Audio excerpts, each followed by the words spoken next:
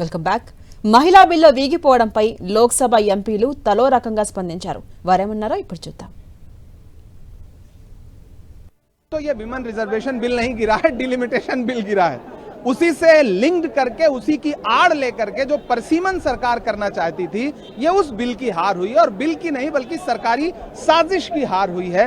अपनी राजनीतिक रोटी सेकने के लिए संविधान में संशोधन करके जो उत्तर दक्षिण और तमाम ऐसे राज्य जहां जनसंख्या के आनुपातिक तरीके से जनसंख्या कम है, जिन्होंने जनसंख्या नियंत्रण किया, उन राज्यों के साथ जो भेदभाव की साजिश थी उसकी हार हुई है। So it's been a very convincing victory.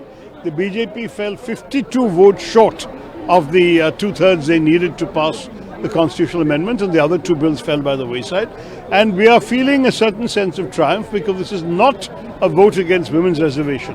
It is a vote against delimitation and the mischief that delimitation and the dramatic expansion of parliament would do to our democracy. देखिए, महिला आरक्षण विधेयक था ही नहीं, ये परिशमन विधेयक था।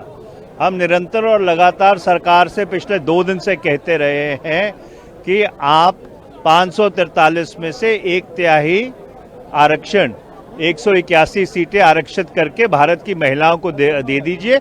इससे महिलाओं का और संसद का भी सशक्तिकरण होगा। We have completely supported the women's reservation bill that was passed in 2023 and that has only been notified yesterday. What was defeated is an underhand method to cloak in a delimitation bill. That is what has been defeated. And we think this delimitation has been brought in surreptitiously. That was what is defeated. Our support for women's reservation remains unwavering and completely committed. सवाल ये नहीं है 2024 में आपने प्रक्रिया क्यों नहीं start करी? और ये तो संविधान का प्रावधान है कि आपको जनगणना करानी पड़ेगी, फिर आपको सेंसस, पहले आपको सेंसस कराने पड़ेंगे यानी जातिगत जनगणना, उसके बाद डिलिमिटेशन आएगा, उसके बाद अपने आप सीट्स क्रिएट होंगी। तो ये सरकार की तरफ से चूक हुई है, लेकिन अपनी चूक दूसरों को सर पे पिटाने का कार्य हुआ है। देखिए, महिलाओं के आरक्षण के लिए लाया गया संविधान संशोधन का विधेयक आज जिस तरह से गिरा है और जिस तरह से कांग्रेस ने देश को बांटने के अपने एजेंडा को एक बार फिर पुरजोर शब्दों में रखा, कांग्रेस का चाल, कांग्रेस का चरित्र और कांग्रेस का चेहरा तीनों बेनकाब हुए हैं। विपक्ष ने महिला समर्थन का जो एक मुखौटा ओढ़ा हुआ था, आज वो मुखौटा उनका उतर गया।